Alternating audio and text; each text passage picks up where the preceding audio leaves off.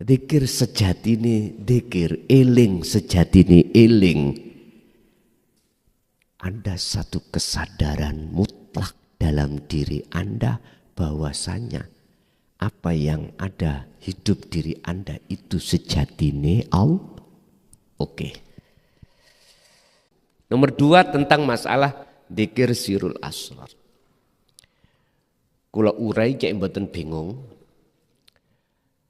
Kita umat Islam lewat pengajaran Al-Qur'anul Karim dididik tentang tahapan tauhid. Syariat jahri muncul dari la ilaha illallah. Umpami kula tulis.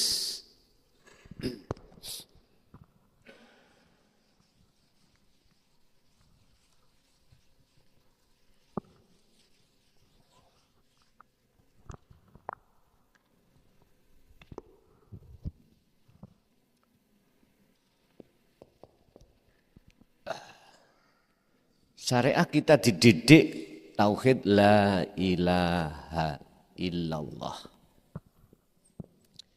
Dzikirnya adalah jahri. Dalam thariqah kita dididik la ilaha illallah. Dzikirnya sirri. Di hakikat kita dididik tauhid la ilaha illa anta, munculnya sirul asror. Di makrifat kita dididik la ilaha illa ana ingsun, ingsun Allah. Berarti sudah ditajali. Nek kalau ini kita ingsunnya makhluk takholli kasihan. Kita inilah yang disebut fana'u dzikri. Yang penting kami terangkan proses sirul asror. Karena ini khusus untuk ruhaniyah. Allah huwa jasmaniyah. Anta wa ana ruhaniyah. Makanya yang perlu kami jabarkan terkait, mohon maaf, hubungan kabel ruhannya dengan Allah itu di sirul asrar. Nanti anak ini dengan sendirinya akan muncul. Karena anak ini buah. Jenengan nandur tanaman, gak usah arep-arep buahnya, gak usah. Cukup jenengan iku menjaga tanaman itu, waktunya banyoni air, kasih air, waktu ngemes. Walaupun kau tidak arep-arep, nanti buahnya akan waktunya datang, ya datang sendiri. Kemakrifatan pada Allah muncul ana, ini nanti akan muncul dengan sendirinya seiring berjalannya jenengan iki biriyadati wal azkar lewat sirul asrar niki. Kan ada 3 sirul asrarnya.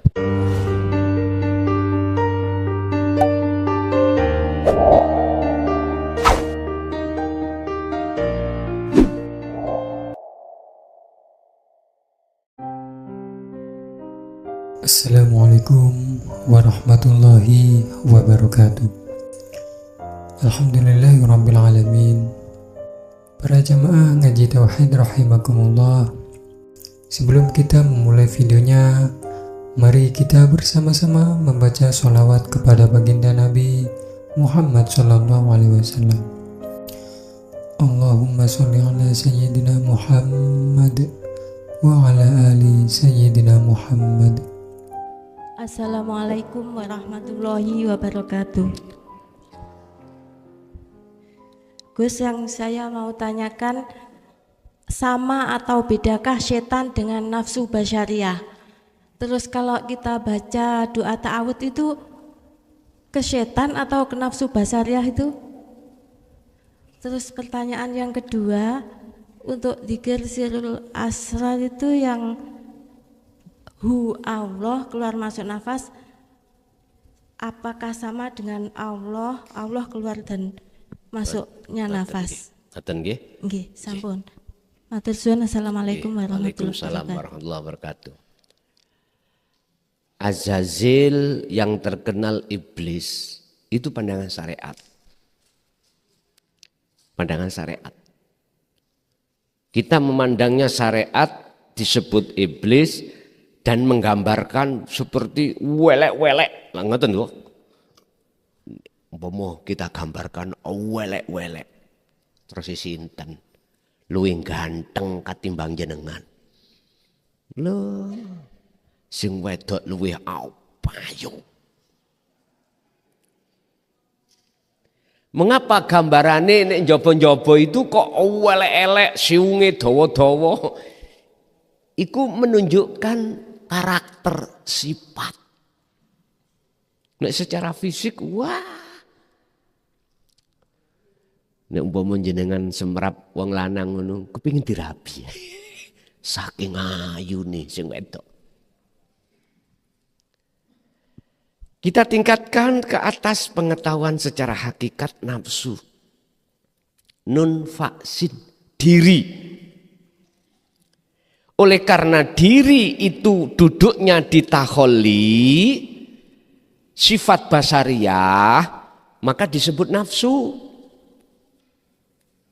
Kita orang syariat nggak paham nafsu, nggak paham.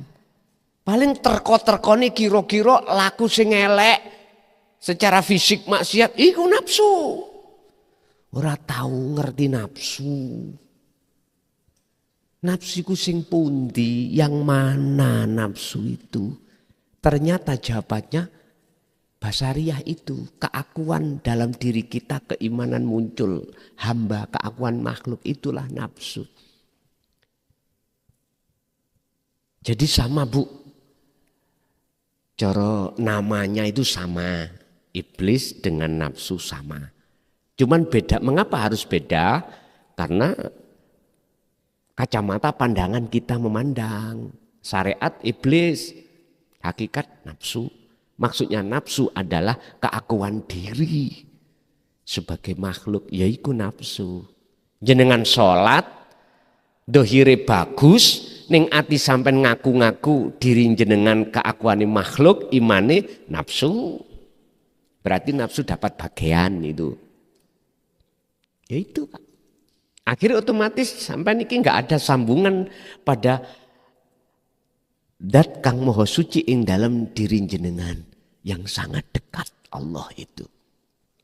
Alias lupa. Jadi sama Bu ya, subjeknya, isim fa'ilnya itu sama. Wis satu. Nomor dua tentang masalah dzikir sirul asrar. Kula urai cek mboten bingung. Kita umat Islam lewat pengajaran Al-Quranul Karim dididik tentang tahapan tauhid. Syariat jahri muncul dari la ilaha illallah. Umpami kula tulis.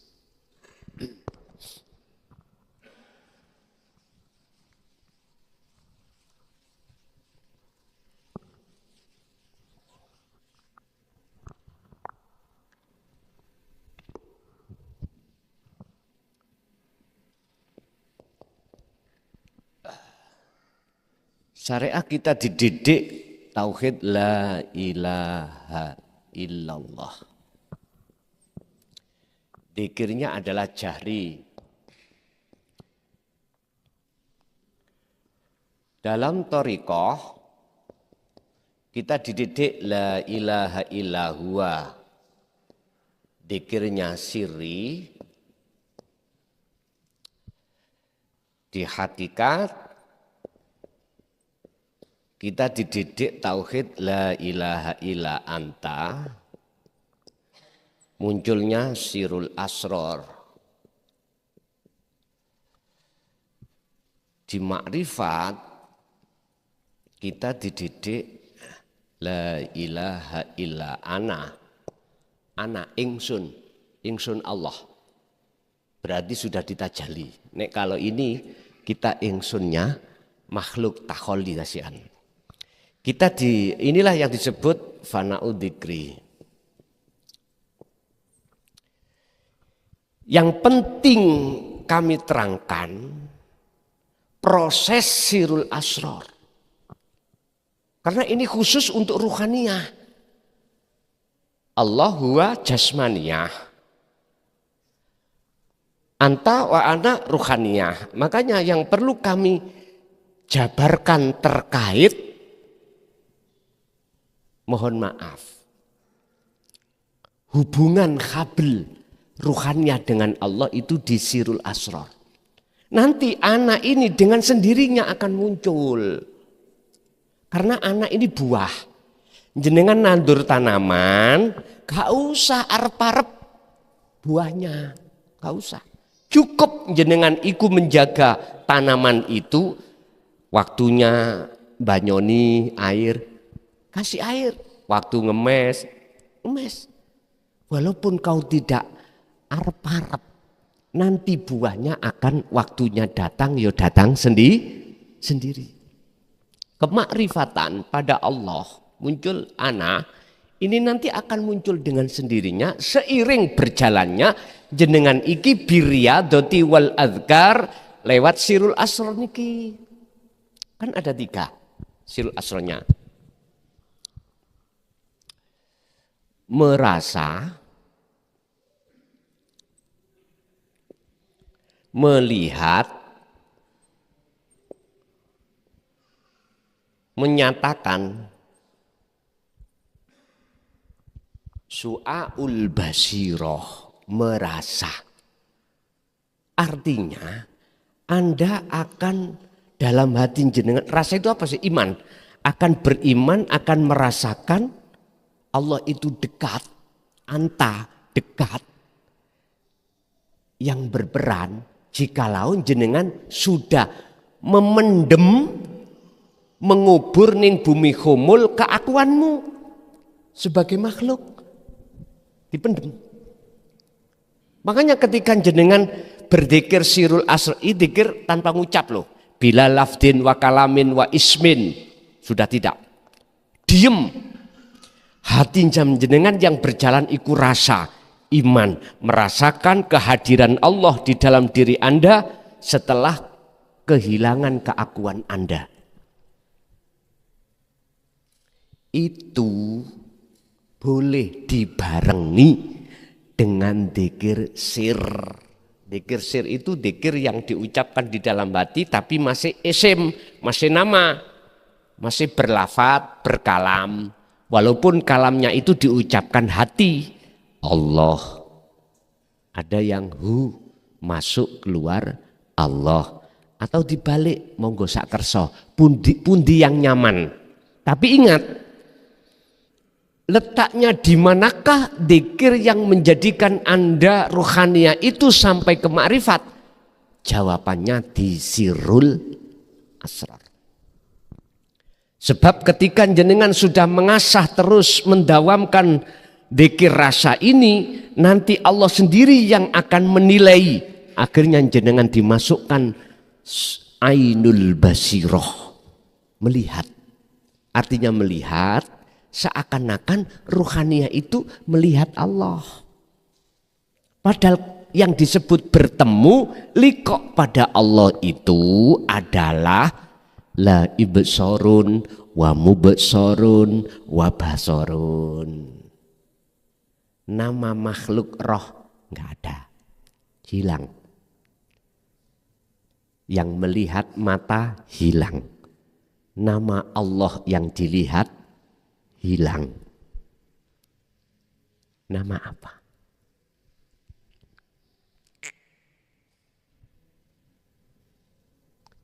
Bisa bicara apa? Bisa menamai apa? Lah wong kita nggak ada kok iso namai. Apa mungkin kita makhluk yang nggak ada bisa menamai atau bisa mengatakan atau bisa melihat yang ada? Ora iso, Bos. Nek kula simpulno, yang merasa dan yang dirasa pelakunya ahad. Yang melihat dan yang dilihat pelakunya ahad. yang beriman dan yang diimani pelakunya ahad. Isih bingung? Nggih kula sik bingung. Oke, nek jenengan sih bingung, lakonono ae. Engko nanti jenengan nek wis diletakkan Allah ainul basyirah, wis gak bingung. Akhirnya pasti sak jengkal hakul basyirah menyatakan, oh iya aku iki Allah.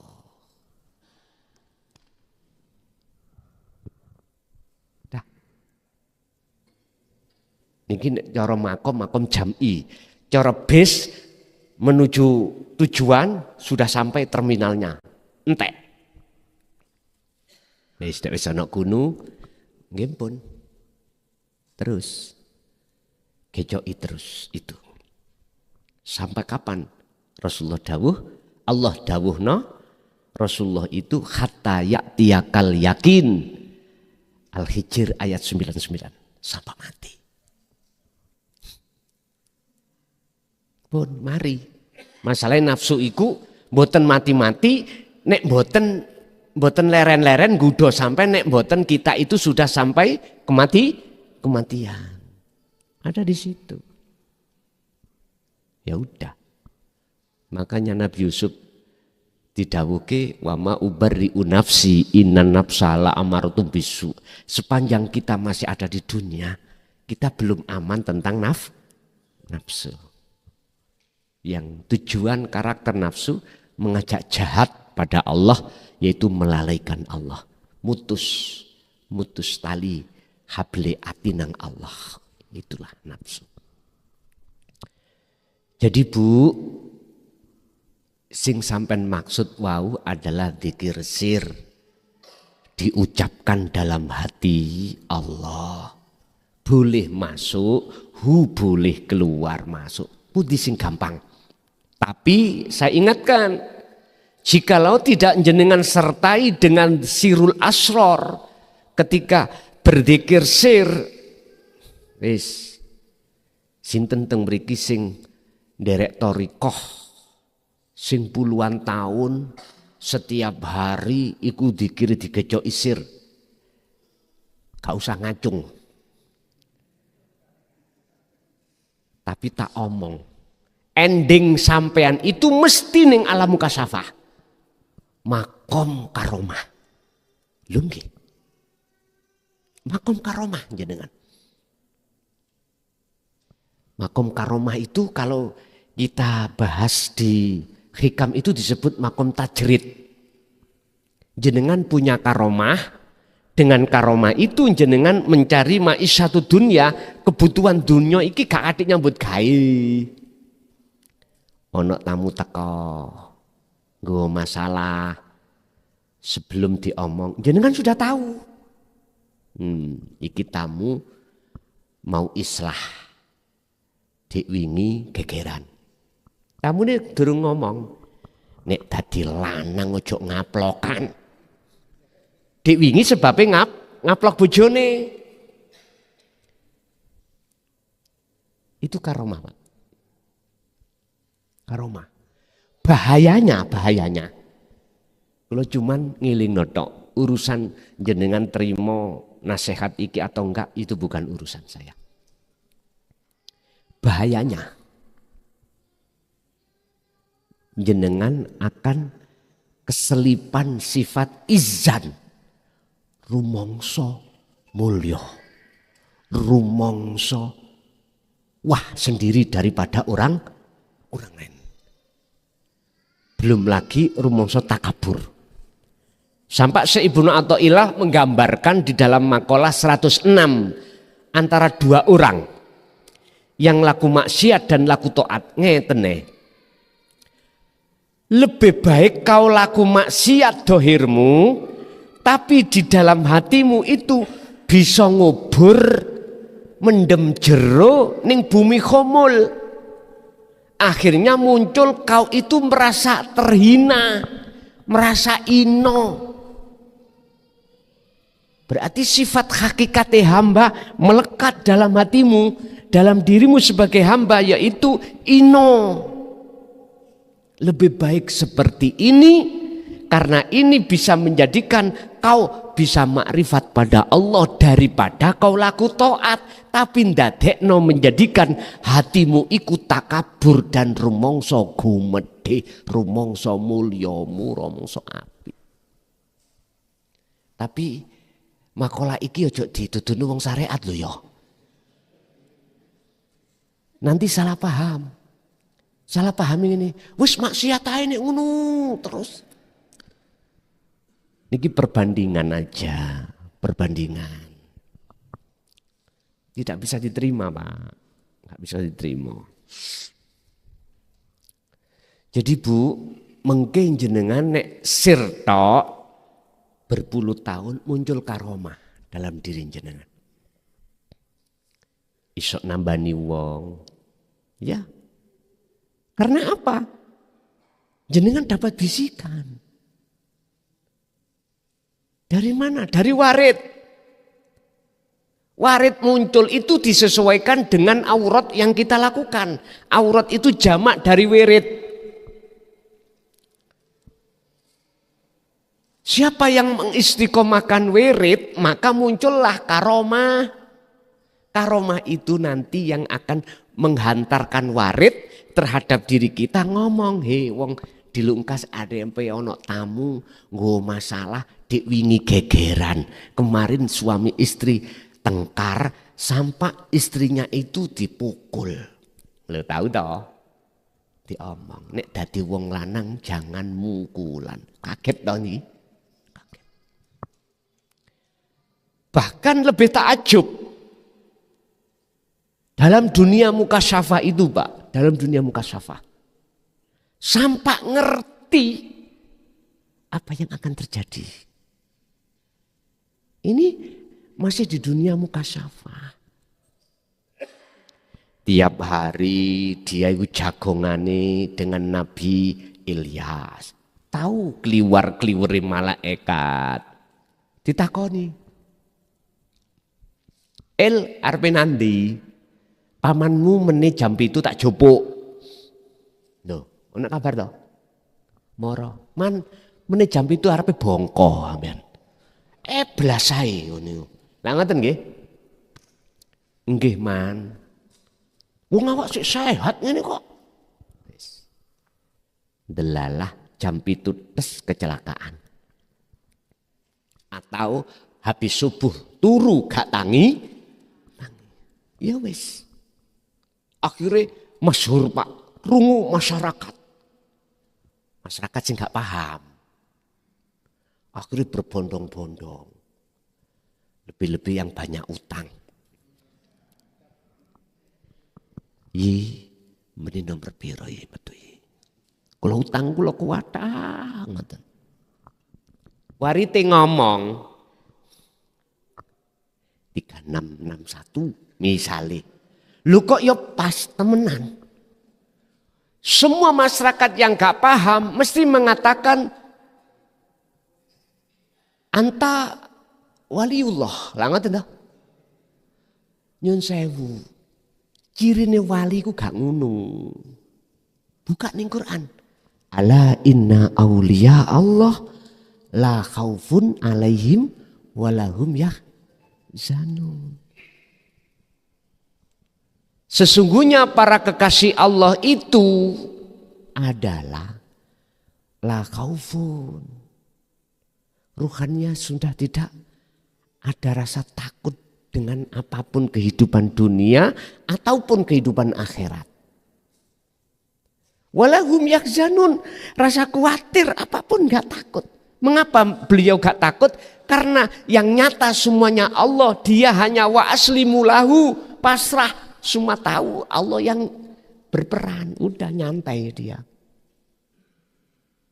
Itulah kekasih Allah. Bila mana ada kekasih Allah, kok yo ada bonus, dibonusi ilmu karomah ya iso uga. Nek tak simpulno, orang yang tahu akan kejadian hari esok belum tentu iku kekasih Allah. Dengan catatan bila mana dia itu waridnya masih warid minasyaiton. Warid ada dua Pak, minasyaiton dan minallah. Niki ngapunten ingkang kathah. Tapi jikalau dirinya itu sudah lepas keakuan diri makhluk, dalam hatinya sing roh Allah, aku nih Allah, segala-galanya akunya Allah, ya sudah. Seperti contoh Kanjeng Nabi mudune mukjizat. Terus di bawah Kanjeng Nabi karomah. Dan seterusnya. Begitulah. Jadi Bu, silahkan berzikir sir dengan ucapan hati keluar masuk napas hu Allah atau dibalik. Tapi pesan saya, tolong sertakan sirul asror, sebab sirul asror itulah yang akan tenggelam melewati Baitul Ma'mur menuju Sidratul Muntaha. Kesadaran penuh bahwasanya la maujudan illallah. Nggih. Udah dua ya Imam ya. Nggih. Monggo ibu kurang satu lagi. Nek enggak ada kok tak wenehno Bapak Kakung. Mboten enten? Pun Bapak berarti jenengan kagungan jatah 4.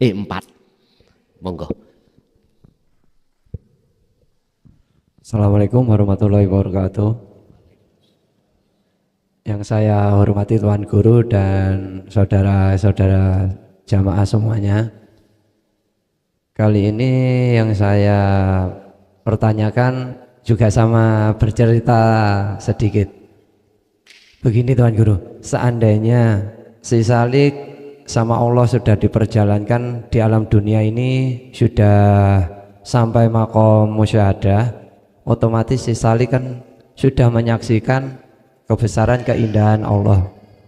Yang saya pertanyakan, nanti seandainya di alam akhirat itu apakah lebih indah pertemuan dengan Allah, kondisinya seperti di dunia ini sama di alam akhirat itu, apakah lebih indah di alam akhirat atau di alam dunia ini? Sedangkan di alam dunia ini ada sudah indah, intinya itu Tuan Guru. Terus pertanyaan yang kedua Tuan Guru, seandainya semua ini adalah afalnya Allah, terus yang ada hanya Allah semua, di posisi waktu kita menunaikan sholat atau apa itu di batin itu berkata begini Tuan Guru, seandainya semua ini Allah, terus yang meminta dan yang dipinta itu kan satu, ahad. Terus ada lagi kayak perbincangan, kalau cuma yang dipinta satu, yang meminta satu, nanti nggak enak. Intinya nggak enaknya nggak ada yang meminta, nggak ada yang dipinta, kayak hampa gitu loh, kayak nggak ada artinya. Itu bagaimana cara untuk menjalaninya atau memahaminya? Tolong penjelasan ini. Sekian, terima kasih. Assalamualaikum warahmatullahi wabarakatuh. Waalaikumsalam warahmatullahi wabarakatuh. Dalam satu makalah di syariat dulu jenengan sudah dengar, ngeten. Ning dunya iki Allah bisa dideleng biruhin fakot.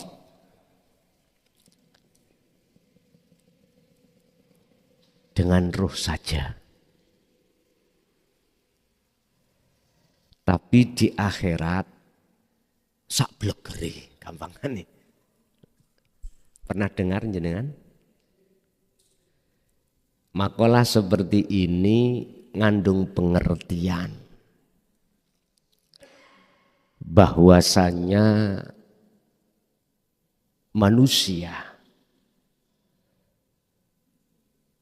bisa jadi dohirnya itu di dunia karena secara syariat masih hidup,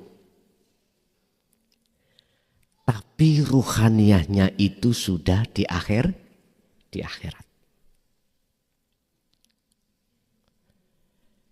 Indahnya ketika memandang wajah Allah itu laksana satu kenikmatan yang tidak bisa diukur dengan kenikmatan dunia. Ini di dunia, apalagi di akhirat. Akhirat miturut bahasanya orang syariat. 1, 2, makalah. Di dunia Allah tidak bisa kita lihat. Di dunia tidak bisa kita bertemu Allah. Kita bertemu Allah itu setelah kematian.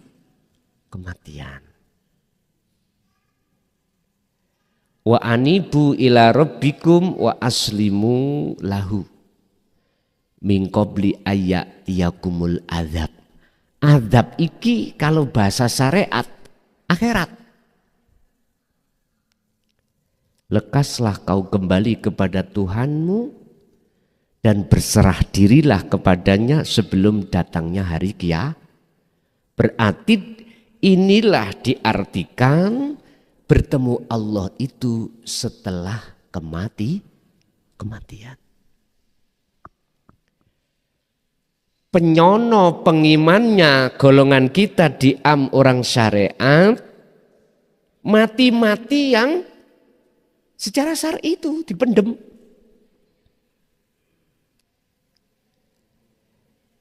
Tapi izinkanlah kami akan berbicara dari kacamata hakikat.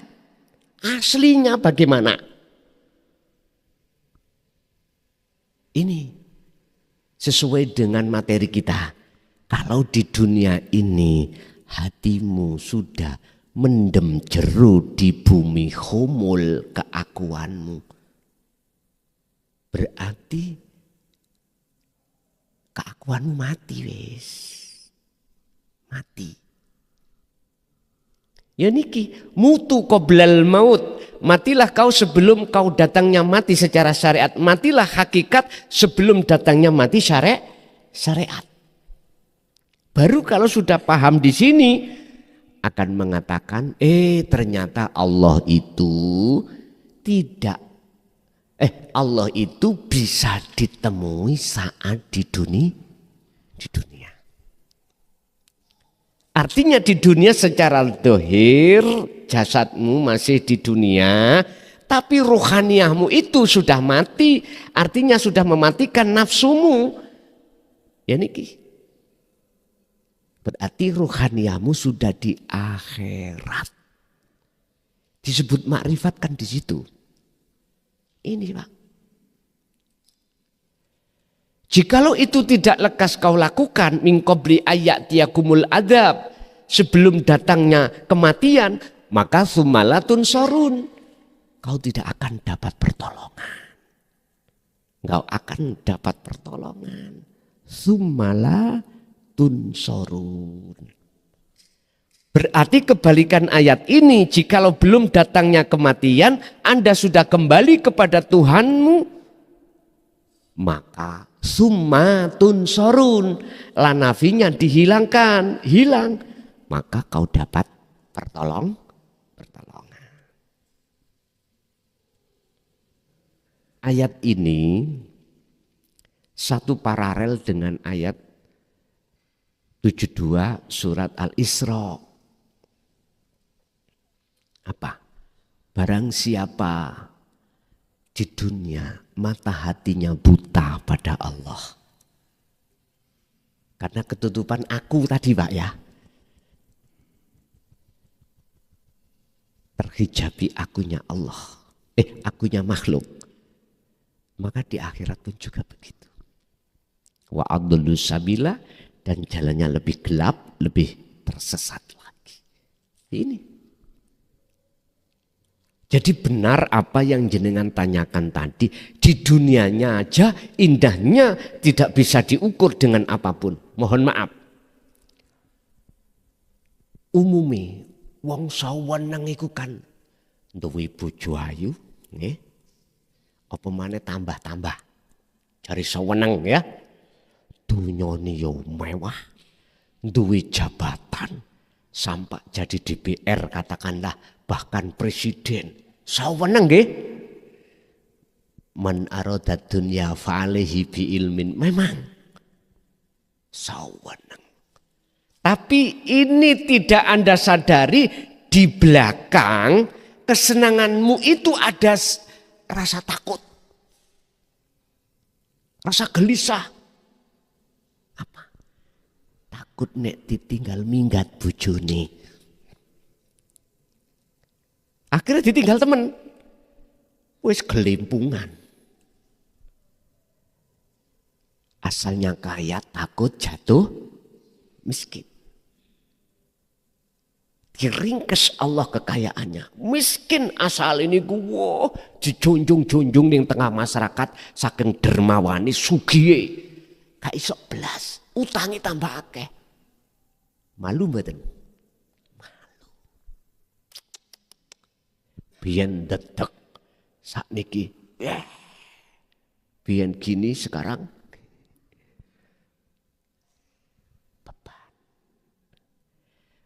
orang kaya yang ditakuti itu jatuh miskin.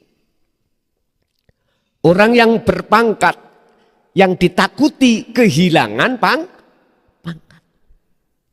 Aslinya enak wong sing miskin, enak wong sing orang duweni jabatan pangkat.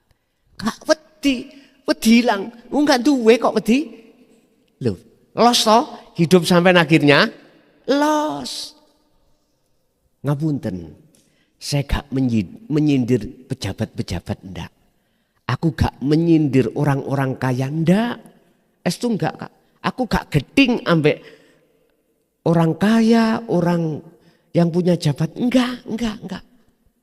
Estu mboten. Sampeyan deloklah. Di belakang kesenangan ada ketakutan. Apalagi mempermainkan anggaran. Estu. Ada panggilan KPK. Meriki Pak, nyut. Mangan ora enak, turu ora nyenyak. Ndu estu. Sing sugih takut jatuh miskin.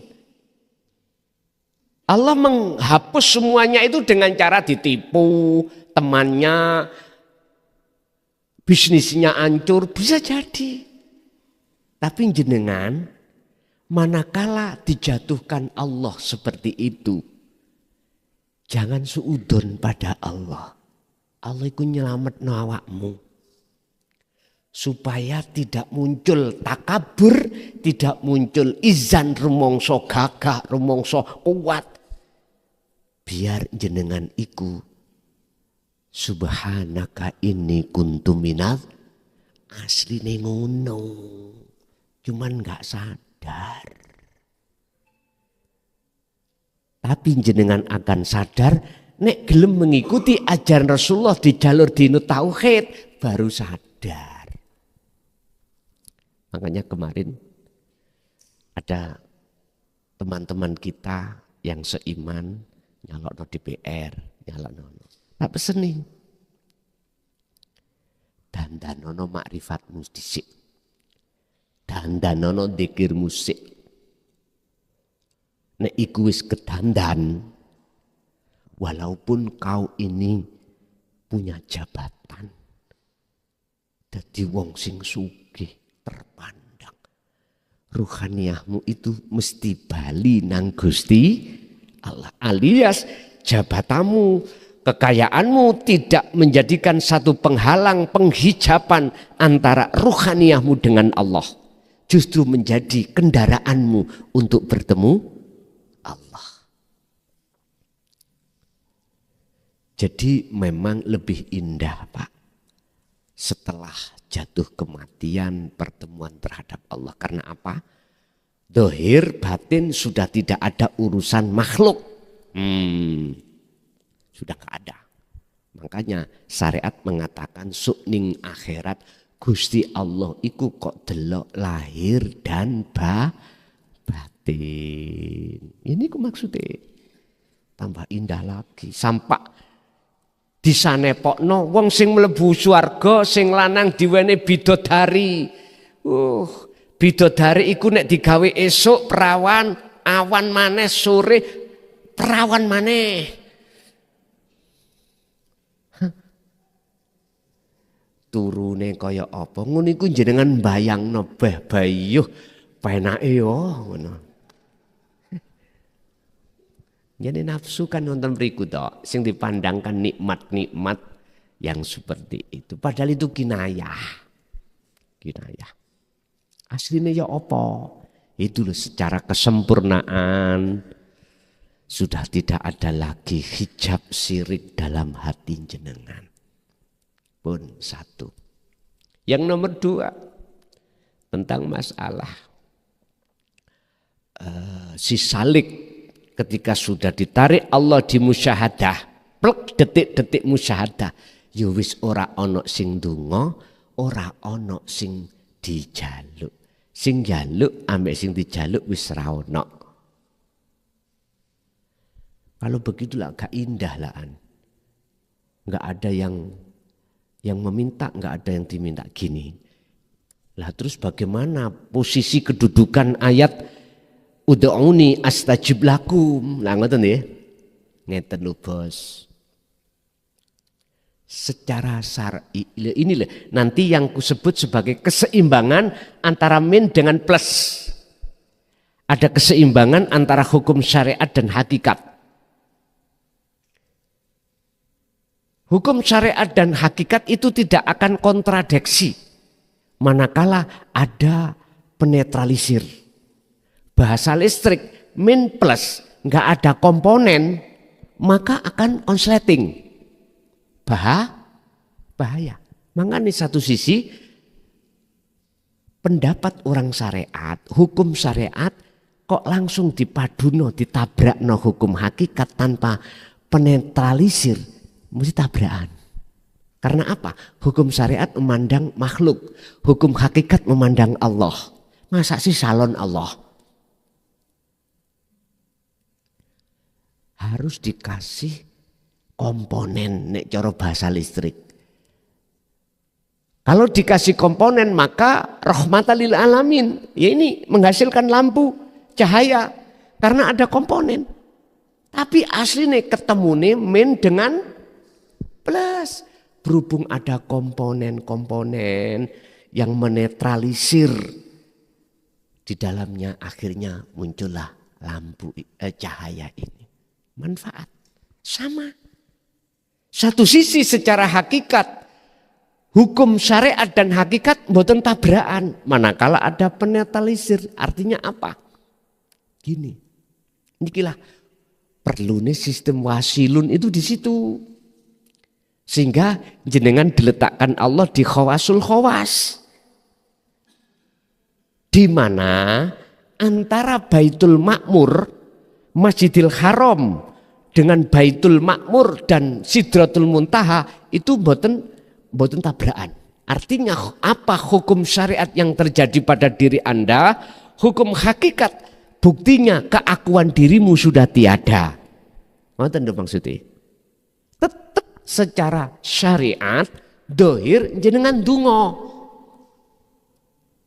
Itu miturut pandangan orang lain jenengan dungo. Tapi keadaan ruhaniah jenengan mboten donga. Posisi jenengan ini ditajali Allah. Masa sih Allah donga? Mboten mungkin toh? Mboten mungkin. Itulah yang disebut sifat jaiznya Allah. Makanya tidak ada yang meminta dan yang diminta. Ini biasanya terjadi pada golongan yang melakukan pertemuan terhadap Allah dari wasilun, dari bawah ke atas. Beda kalau dari sistem majedubun, dari atas nyelorot ke bawah. Akhirnya jenengan tetap kondisional. Kondisi dikala sikon syariat harus dilakukan, tetap itu berjalan. Tapi ruhaniah sampean sudah tinggalkan itu syariat. Ruhaniyah jenengan sudah meniadakan keakuan diri. Dulu saya pernah mengatakan sholat 5 waktu itu wajib dijalankan. Dasari Al-Baqarah 238 hafidu ala sholawah wajib. Tapi kalau Anda sudah masuk di dalam dunia hakikat makrifat, sudah dimusyahadah, tinggalkan itu. Artinya tinggalkan, keakuan dirimu yang melakukan itu ditanggalkan. Itu disebut wassolatil wusta. Sholat secara hakikat makrifat. Makanya sing gak bingung, sing bingung mesti ngene. Loh, jarene wajib dilakoni. Kok ya luwih wajib tinggalkan di situ. Maksudnya ngeten, keakuanmu saat melakukan itu tinggalkan. Otomatis keakuan Allah. Terus jangan kok simpulkan, berarti Gusti Allah sembahyang ya. Gusti Allah sholat ya. Itu kesimpulan konyol. Oke, biar apa? Netral. Itulah yang dimaksud qadim ala qadim. Puji Allah terhadap dirinya sendiri. Karena sudah selain Allah la maujud. Orang lain mengatakan berdoa. Tapi bagi Anda sudah tidak. Karena diri Anda sudah tiada. Bagaimana Anda dikatakan berdoa? Wong Anda sudah tidak ada. Begitulah Pak ya. Jadi kepingin biar iku indah, larilah kau lewat sistem wasilun. Nanti jatuhnya di khawasul khawas, baru manis seperti beliau Rasulullah. Makanya ada 4 kerasulan, sifatnya ada 4. Sidik, fatona, amanah, tabligh. Tapi kalau pakai sistem majedu pun buat nenten iki pun jadab pun mboten enten. Nggih. Tambah lagi 2 lagi orang.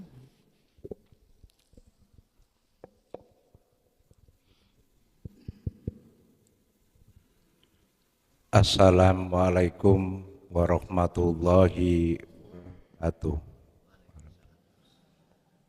Gus, kula jamaah saking Jombang. Saya tak pujian mawon mengke kaliten surah Anbiya ayat 25 mengke jenengan terangaken nek mantun kula pujian. Subhanallah suci neng ati, alhamdulillah muji neng Gusti. La ilaha illallah, ana rupa urip sejati. Allahu Akbar mung ana Gusti, Maha Agung kang murbeng dumati. Sing sapa wonge bisa angerteni, sejati ning diri satemene Gusti. La ilaha illallah, la ilaha illallah, la ilaha illa anta, la ilaha illa ana. Kalian ten surah Anbiya ayat 25. Bismillah.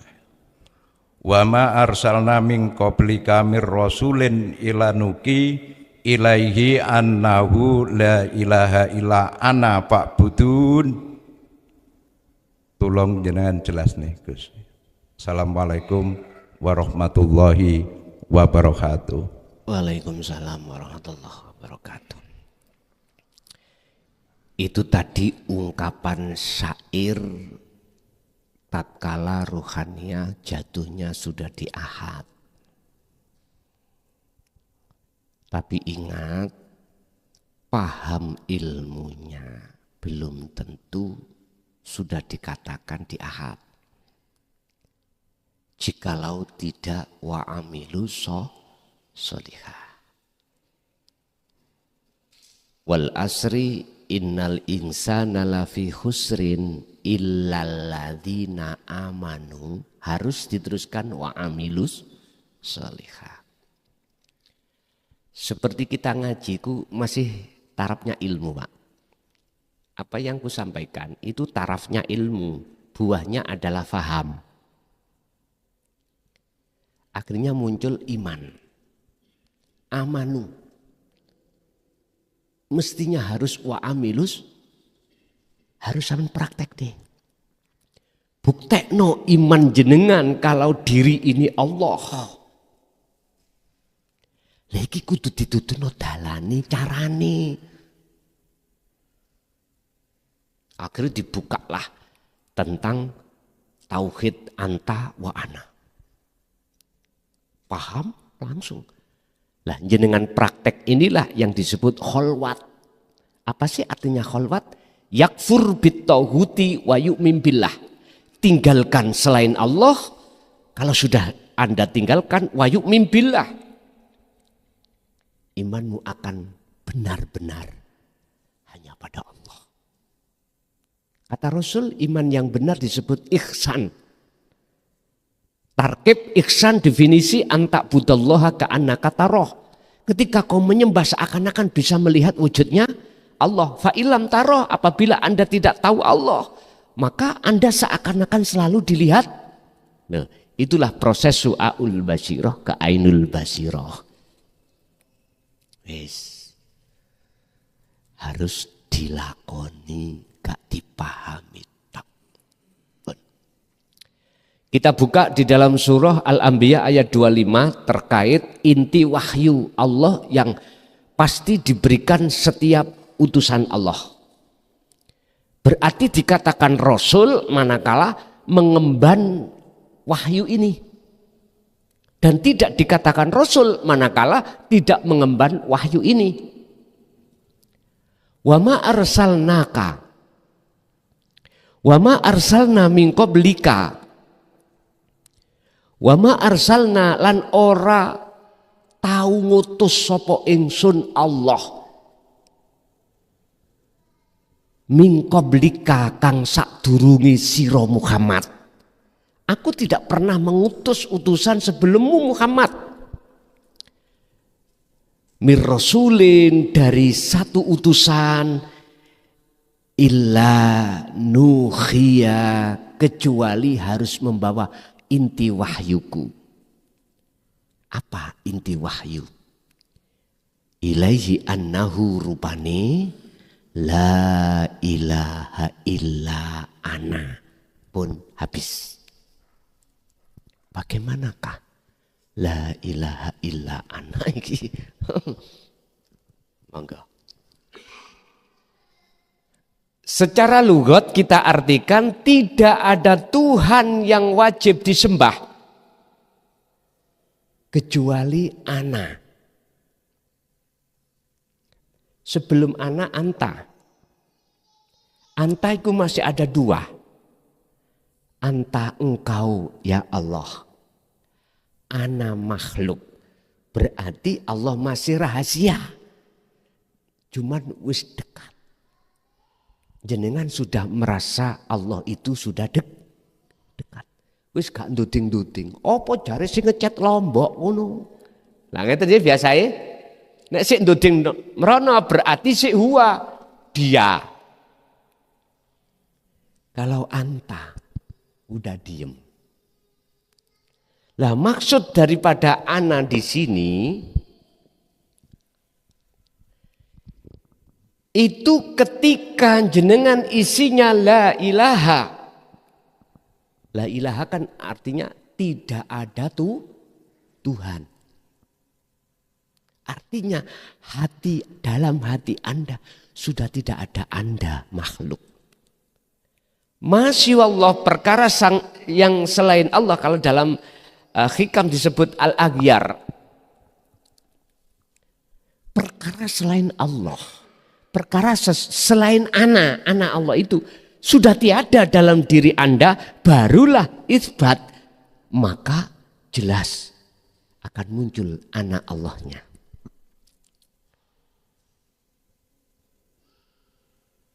Dan makalah 11 inilah Pak ya. Maksudnya nafi isbat atau mendem jeruning bumi kumul, meniadakan selain ana, termasuk bahasa antawa ana tadi. Allah dengan hamba itu sudah tidak ada, harus. Akhirnya tinggal ana. Dalam hadits qudsi Allah bersabda, janganlah kau menyebut jangan menyembah kau namaku, sifatku, atau zatku hidup, sembahlah aku. Ya iki maksudnya. Artinya semua utusan Allah yang kita sebut sebagai Rasul wajib menjelaskan kedudukan ayat ini terhadap umatnya masing-masing. Wajib. Sebab setelah ana fa'budun, itu kata perintah. Supaya kita itu betul-betul menyembah kepadanya.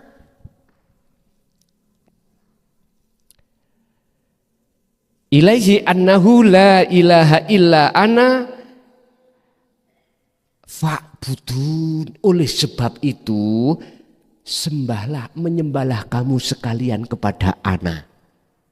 Artinya munculkan semua apa yang ada pada dirimu ketika saat Anda itu melakukan ibadah mahdhuf atau ghairu mahdhuf, munculi ana tok fakot.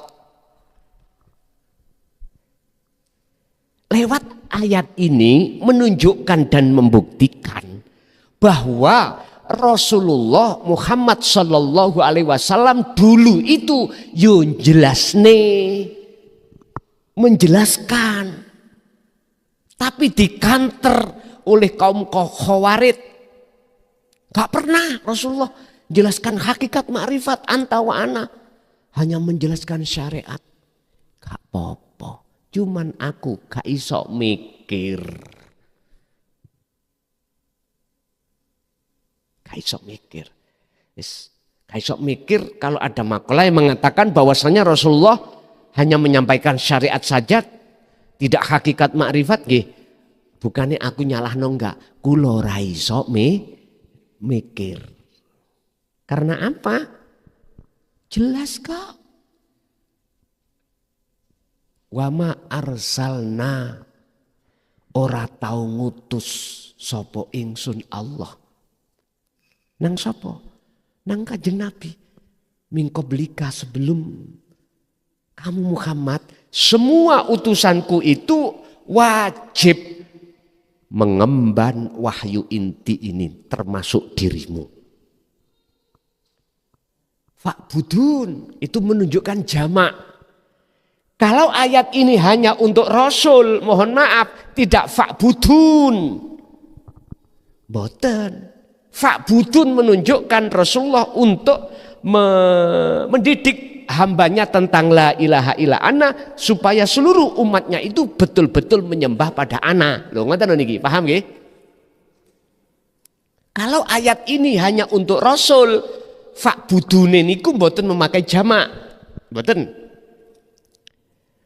Mungkin memakai mufrad untuk Rasulullah dewi. Ya kita harus peka. Nggih. Tidak mengurangi rasa hormat saya terhadap panjenengan-panjenengan yang memakai makalah. Rasulullah tidak menyampaikan hal ini. Mboten. Jadi saya tidak menyalahkan jenengan bermakalah seperti itu. Tapi saya enggak iso andai kata Rasulullah tidak membahas ini, enggak mungkin ayat itu akan dikeluarkan di Al-Quran. Enggak mungkin. Ya sembulah rek, wis gak ngerti aku.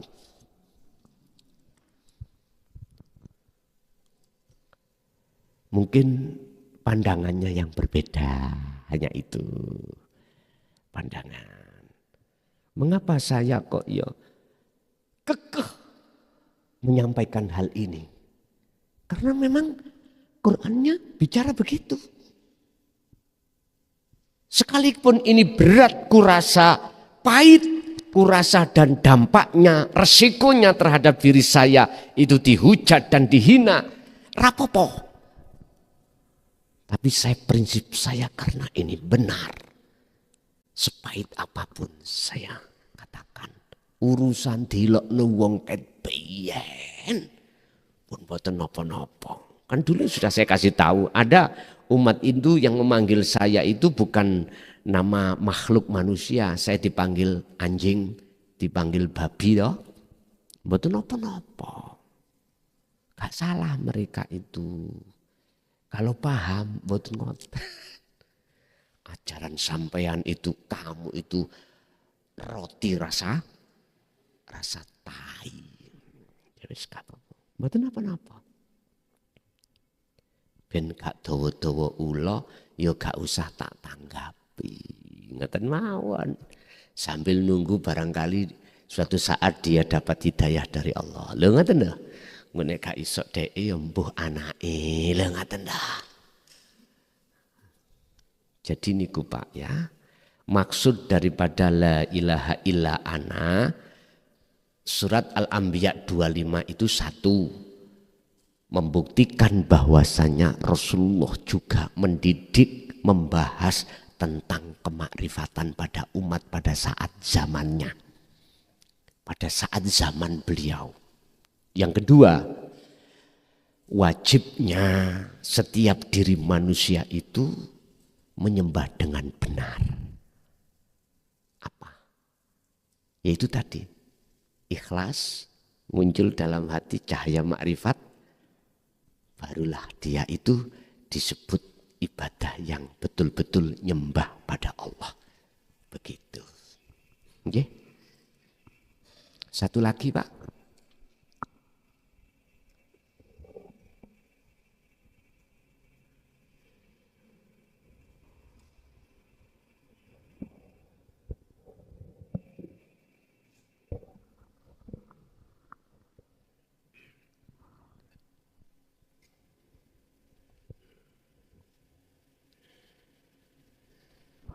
Mboten enten. Berarti bonus. Ibu, wonten bagian sampean ya situ, Bang. Wonten. Mboten. Ada. Oke, monggo.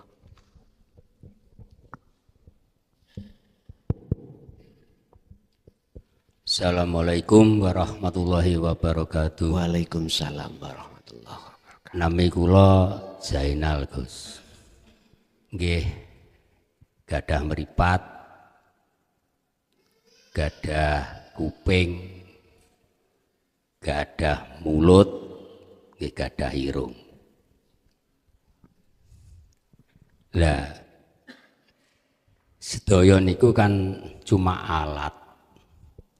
Sing nyawang nggih Gusti Allah.